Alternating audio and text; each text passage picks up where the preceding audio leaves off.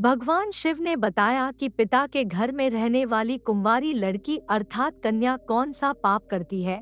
एक दिन की बात है जब देवी पार्वती पृथ्वी लोक पर भ्रमण करके भगवान शिव के पास आती है और कहती है, ही परम परमेश्वर देवों के देव प्राणनाथ, आज जब मैं पर तू लोक पर भ्रमण कर रही थी तब मैंने देखा कि कन्याएं अपने पिता के घर में कई अधिक समय से रह रही हैं, जबकि पिछले युगों में कन्याओं का विवाह कम आयु में होता था और वह तभी से अपने पति के घर में रहने को जाती थी। तथा मैंने एक विचित्र घटना भी देख ली है कि कई सारी कन्याएं अर्थात कुंवारी लड़कियों का विवाह के बाद भी पिता के घर में लंबे समय तक या बार बार रहने को डो जाती है। हे श्रीनाथ, मैं जानना चाहती हूँ कि क्या एक पिता के घर में कुंवारी कन्या का कई अधिक समय तक रहना सही होता है या नहीं? कौन सी आयु में कन्या का विवाह करना योग्य है और विवाह के बाद पिता के घर में रहने से कौन सा पाप लगता है? हे स्वामी, आप ही जगत के सत्य और सत्य ही शिव है,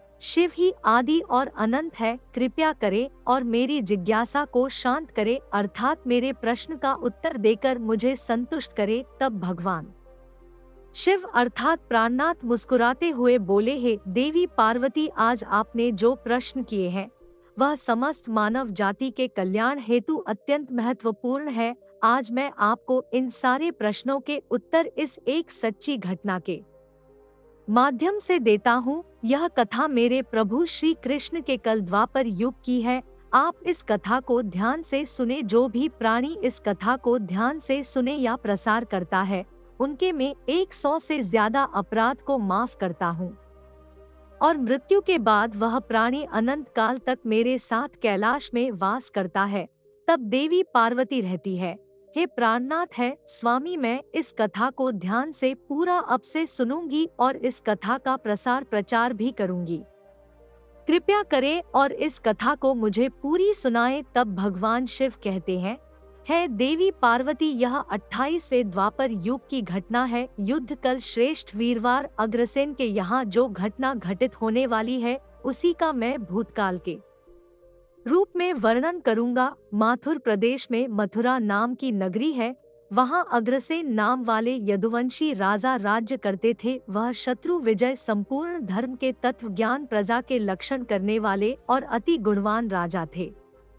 मेधावी नामक राजा उग्रसेन धर्म पूर्वक राज्य का संचालन और प्रजा का पालन करते थे। उन्हें दोनों परम पवित्र विदर्भ देश में सत्यकेतु नाम से प्रसिद्ध एक महापराक्रमी राजा थे। उनकी एक पुत्री थी जिसका नाम मायावती था। वह सत्य धर्म का आचरण करने वाली अति सुंदर, गुणगान और चरित्र माँ होने के कारण दूसरी लक्ष्मी के सम्मान थी। मथुरा के राजा उग्रसेन ने उसे सुंदर नेत्रों वाली मायावती से विवाह किया। उसके स्नेह और प्रेम से मथुरा नरेश मुक्त हो गए। मायावती को वह अपने प्राणों के सम्मान प्यार करने लगे। उसे साथ के लिए बिना भोजन तक नहीं करते थे। उसके साथ खेलना कूदना की क्लास में भी राजा का समय बीतने लगा। भगवान शिव कहते हैं, है पार्वती, मायावती के बिना उन्हें एक पल भी चैन नहीं पड़ता था। इस प्रकार से आने वाले प्रतिदिन उन दोनों पति पत्नी में प्रेम बढ़ने लगा। फिर कुछ समय के बाद भी धर्म नरेश सत्यकेतु ने अपनी पुत्री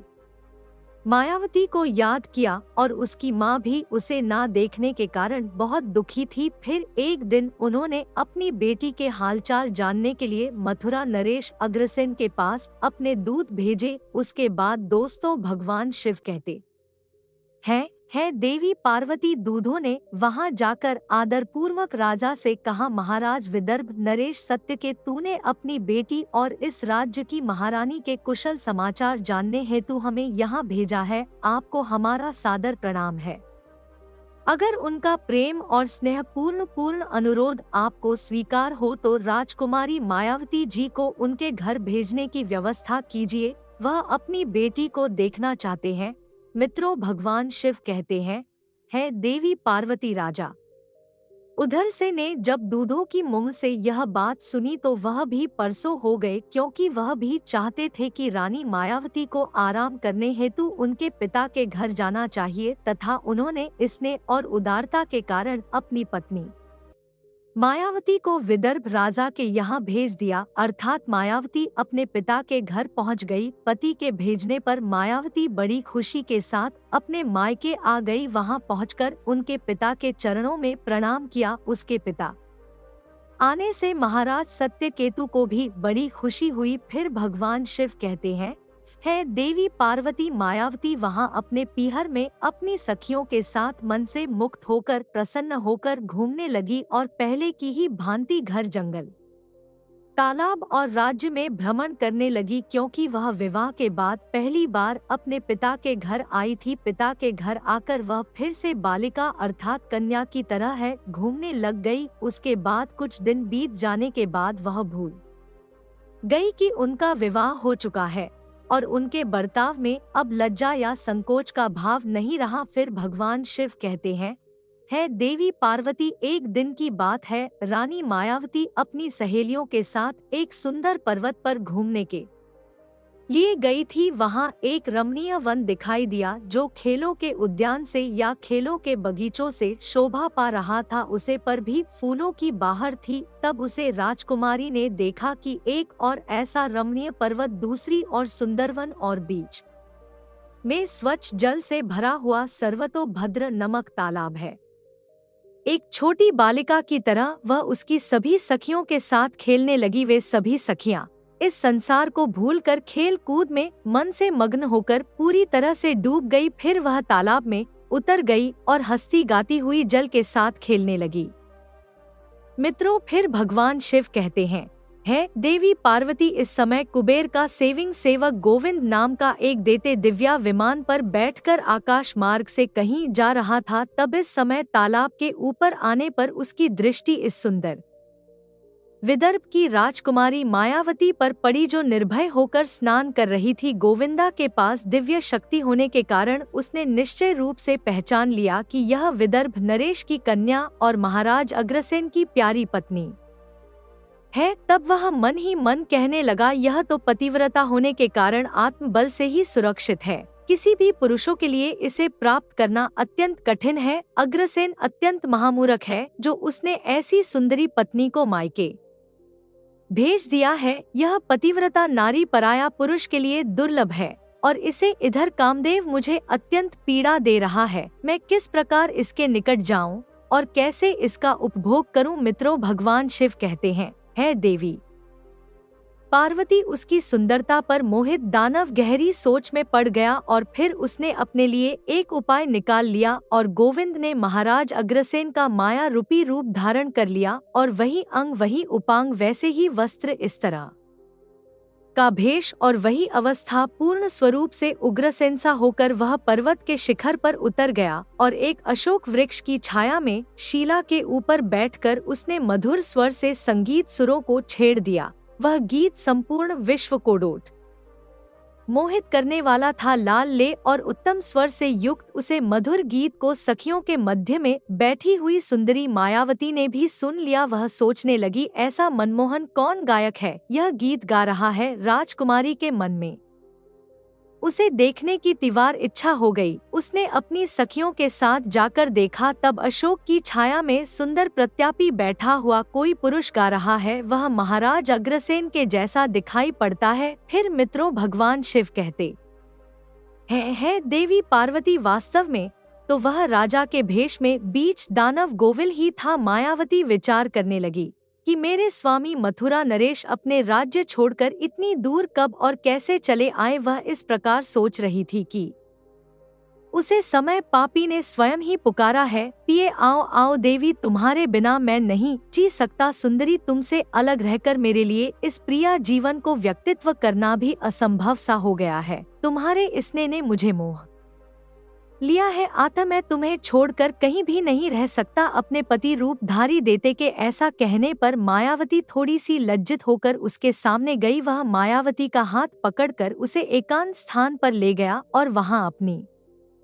इच्छा के अनुसार उसका उपभोग किया। फिर मित्रों, भगवान शिव कहते हैं, देवी पार्वती महाराज अग्रसेन के गुप्त अंग में कुछ खास निशानी थी जो उसे पुरुष में नहीं दिखाई दी। इस मायावती के मन में उसके प्रति संदेह उत्पन्न हुआ। राजकुमारी ने अपने वस्त्र संभाल कर पहन लिए, किंतु उसके हृदय में इस घटना से बड़ा ही दुख हुआ। वह क्रोध में भरकर नीचे दानव गोविंद को बोली, वह नीचे जल्दी बता, तू कौन है? तेरा जाकर दानव जैसा है तू, पापाश्री और निर्दय है। यह कहते कहते आत्मज्ञानी के कारण उसकी आंखें भर आई। वह शराब देने को उद्धत होकर बोली, हेतु रात्मा, तूने मेरे पति के रूप में आकर मेरे साथ छल कपट किया और इस धर्म में शरीर को एफ पवित्र करके मेरे उत्तम पतिव्रता का नाश कर ली डाला है। अब यही तू मेरा भी प्रभाव देख ले, मैं तुझे अत्यंत कठोर श्राप दूंगी। उसके बाद सुनकर गोविंद ने कहा है, पतिव्रता नारी भगवान श्री विष्णु तथा उत्तम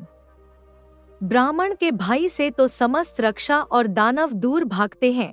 मैं तो दानव धर्म के अनुसार ही इस पृथ्वी पर विचार रहा हूँ। पहले मेरे दोस्त का विचार करो कि किसी अपराध पर तुम मुझे शराब देना चाहती हो। तब मायावती बोली है, पापी, मैं साध्वी और पतिव्रता हूँ। मेरे मन में केवल अपने पति की कामना रहती है। मैं सदा उन्हीं के लिए तपस्या किया करती हूँ। मैं अपने धर्म मार्ग पर स्थित, किंतु तूने माया चक्कर रचकर मेरे धर्म के साथ ही मुझे भी नष्ट कर दिया। इसलिए ही दुष्ट नीचे प्राणी, तुझे भी मैं भस्म कर डालूंगी। तब गोविंद बोला है, राजकुमारी, यदि तुम उचित समझो तो यह बात ध्यान से सुनो। मैं धर्म की ही बात कर रहा हूँ। जो स्त्री प्रतिदिन माँ, वाणी और कम से अपने पति की सेवा करती है, पति से पति के संतुष्ट रहने पर स्वयं भी संतोष का अभाव करती है, पति क्रोधी होने पर भी उसे कभी नहीं छोड़ता, उसके दोषों और गुनाहों को और ध्यान नहीं दे पाती, उसके मरने पर भी परसों होती है, और जो पति के सभी कामों में आगे रहती है वही नारी पतिव्रता कही गई है। यदि स्त्री इस लोक में अपना कल्याण करना चाहती हो तो वह पतित रोजी अंग है, कोड़ी, सब धर्म से रहित तथा पापी पति का भी परित्याग ना करे। जो पति को छोड़कर जाती है और दूसरे कामों में मान लगती है, वह संसार में सभी धर्म से बहिष्कृत, वह भी चरणी समझी जाती है। जो पति की अनुपस्थिति में लालच में तरह तरह के व्यंजनों का स्वाद लेती हो तथा श्रृंगार करती है, उसे मनुष्य उल्टा कहते हैं। फिर भगवान शिव कहते हैं, है देवी पार्वती। गोविंद आगे कहता है, मुझे वेद और शास्त्रों द्वारा प्राप्त धर्म का ज्ञान है।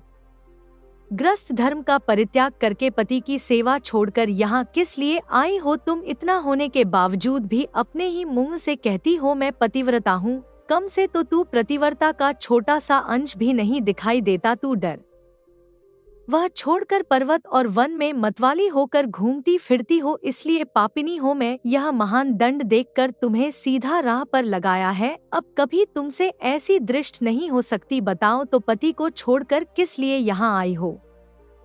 यह आभूषण तथा यह सुंदर वेशभूषा धारण करके क्यों खड़ी हो ही? पापिनी बोलो ना, किस लिए और किसके लिए यह सब किया है? कहाँ है तुम्हारा पतिव्रता? दिखाओ तो मेरे सामने। व्यापारी स्त्रियों के सम्मान बर्ताव करने वाली नारी, तुम इस समय अपने पति से 400 कोस दूर हो। कहाँ है तुम? मैं पति को देवता करने का बहाव दूसरा कहीं कि तुम्हें लज्जा नहीं आती? तुम्हें तो क्या मुझे ही अपने बर्ताव पर गिरना होती है? तुम क्या मेरे सामने बोलते हो? कहाँ है तुम्हारी तपस्या का प्रभाव? कहाँ है तुम्हारा तेज और बाल? आज ही मुझे अपने बाल, वीर और पराक्रम दिखाओ। तब मायावती बोली, और नीचे असुर सुन, मेरे पिता ने मुझे पति के घर से बुलाया है, इसमें कहाँ पाप है? मैं कम लोग मोह तथा डर के वश में पति को छोड़कर नहीं आई हूँ।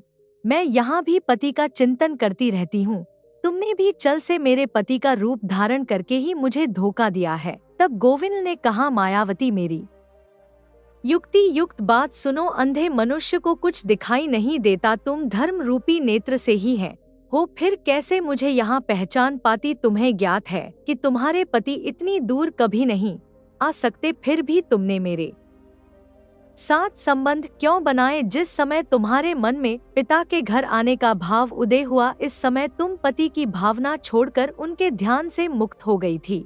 पति का निरंतर चिंतन ही नारियों के धर्म है। जब वही नष्ट हो गया तो क्यों स्वयं को पतिव्रता रहती हो? है मित्रों, भगवान शिव कहता है, जब तुम्हारा हृदय की आँख ही फूट गई तब ज्ञान नेत्र से है होने पर तुम मुझे कैसे पहचानती? गोविल की बात सुनकर राजकुमारी मायावती जमीन पर बैठ गई। उसके हृदय में बड़ा दुख हो रहा था। गोविंद ने फिर कहा है, राजकुमारी, मैं तुम्हारा उद्धार में जो अपने वीर्य की स्थापना की है, उसे तीनों लोगों को तरस पहुँचने वाला पुत्र उत्पन्न होगा। फिर भगवान शिव कहते हैं, है देवी पार्वती। ऐसा कहकर वह दानव वहां से चला गया। गोविंद एक ज्ञानी दानव तो था, किंतु वह बड़ा ही दुराचारी और पाप आत्मा थी। उसके चले जाने पर मायावती अत्यंत दुखी होकर रोने लगी, जिससे रोने की आवाज सुनकर सखियां उसके पास दौड़ी आई और पूछने लगी, राजकुमारी, आप रोती क्यों हो? मथुरा नरेश महाराज अग्रसेन कहाँ चले गए? मायावती ने अत्यंत दुख से रोटी रोटी अपने चले जाने की सारी बात बता दी। फिर उसकी सहेलियां उसके पिता के घर में ले गई। उसे समय वह दुखी से करती हुई तरतर कौप रही थी। सखियों ने, उसकी सहेलियों ने मायावती की माता के सामने सारी घटना सुना दी। उसे सुनते ही महारानी अपने पति के महल में गई और उनसे कन्या का अर्थात अपनी बेटी का सारा वृत्तांत उन्होंने कहा और सुनाया। उसे सुनकर महाराज सत्यकेतु को भी बड़ा दुख हुआ। उन्होंने सवारी और वस्त्र आदि देखकर कुछ लोगों के साथ अपनी बेटी को मथुरा में उसके पति के घर भेज दिया। धर्मात्मा राजा उग्रसेन मायावती को आई देख बहुत प्रसन्न हुई। वीरानी से बार बार कहने लगे हैं, प्रिया, मैं तुम्हारे बिना जीवन व्यतीत नहीं कर सकता था। अच्छा हुआ तुम जल्दी ही लौट आई है। मायावती, तुम अपने गुणशाली, भक्ति, सत्य और पतिव्रते आदि गुना से मुझे अत्यंत प्रिय लगते हो। अपनी प्रिय पत्नी मायावती से ऐसा कहकर महाराज अग्रसेन उसके साथ विहार करने लगे। सब लोगों को वह डर पहुंचने वाला उसका भयंकर गर्भ दिन बढ़ने लगा, किंतु उसे गर्भ का कारण केवल मायावती ही जानती थी। अपने पेट में बढ़ते हुए उसे गर्भ के विषय में मायावती को दिन रात चिंता बनी रहती थी। 10 वर्ष तक वह गर्भ बढ़ता ही गया। तत्पश्चात उसका जन्म हुआ। मित्रों, फिर भगवान शिव कहते हैं, है देवी पार्वती, वह वही अति तेजस्वी महाबली दुराचारी प्रजा को कष्ट देने वाला कंस था, जिसके डर से तीनों लोगों के निवासी तर उठाते थे। उसके बाद भगवान श्री कृष्ण के हाथ से मारा जाकर मोक्ष को प्राप्त हुआ। तब देवी पार्वती रहती है। स्वामी, ऐसी घटनाएं बहुत से में संगठित होने वाली है, यह मैंने भी सुन रखा है। हे देवी, मैं आपसे जो कुछ कहा है वह समस्त पुराने का निश्चित मत है। इस प्रकार पिता के घर में रहने वाली कन्या बिगड़ जाती है। अतः पिता को घर में कन्या को रखने का मोहन नहीं करना चाहिए। भगवान शिव कहते हैं, है देवी, अब मैं आपको एक कुंवारी कन्या के विषय में कुछ महत्वपूर्ण बातें बताता हूँ। सभी ध्यान से सुनो। जब कोई भी कन्या जवान हो जाती है तो वह विवाह के योग्य बन जाती है तथा माता पिता को अपने योग्य अनुसार लड़का का चुनाव, उसका विवाह कर देना चाहिए। उसे कभी भी लंबे समय तक घर में नहीं रखना चाहिए। पति के घर में ही उसका पालन पोषण होना उचित है। वहां रहकर वह भक्ति पूर्वक जो उत्तम गुण सीख पाती है और पति की सेवा करती है, उसे कल की कीर्ति बढ़ती है और पिता को भी सुख पूर्वक जीवन व्यतीत करता है। ससुराल में रहकर यदि वह पाप करती है तो उसका फल पति को भोगना पड़ता है। वहाँ सदाचार पूर्वक रहने से वह सदा पुत्र पुत्रों के साथ वर्दी को प्राप्त होती है। वह कन्या के उत्तम गुना से पिता की कीर्ति बढ़ती है और दोनों कालों के पितरगण को संतुष्टि होकर आशीर्वाद देते हैं। है देवी, दामाद के साथ भी कन्या को अपने ही घर में रखना चाहिए। ऐसा करने से उसे पुरुष के मान सम्मान में समय के साथ साथ कमी हो जाती है और उसे भी पाप लगता है। जब बेटी का विवाह योग्य बन जाए तो फ्री लोग उसे पर बुरी नजर डालना शुरू करते हैं। ऐसे में कहीं भी वह कभी भी किसी पराया पुरुष के साथ संबंध बनाए रखने में सबसे पहले की विवाह करना होता है। एक जवान लड़की पिता के घर में रखना मतलब खजाने भारत चोरों के बीच में रखने के समान होता है। अर्थात चोरों से अपने खजाने की कैसे रखवाली होती है, अर्थात उसे स्त्री का रहना और पिता का सम्मान, उसे बेटी की इज्जत होती है, जिसे हमेशा संभाल कर रखना चाहिए। किसी भी स्त्री को कभी भी पति से दूर नहीं रहना चाहिए। ज्यादा समय तक मायके में रहना भी पाप के सम्मान है।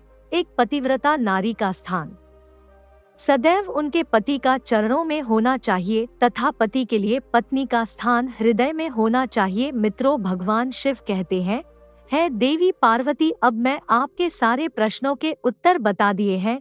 तब माता पार्वती रहती है, हे प्रभु, आज मैं भी धन्य हो गई हूँ, जो मेरे मन में चल रहे सारे प्रश्नों के उत्तर दूर हो गए। मैं इसी प्रकार आशा करती हूँ कि यह मेरे द्वारा बताई गई कथा कहानी आपको पसंद आई होगी, तो हमारे इस चैनल को सब्सक्राइब करके अपना सपोर्ट दे और ज्यादा से ज्यादा लाइक और शेयर करें। धन्यवाद दोस्तों, और कमेंट में हर हर महादेव जरूर लिखें।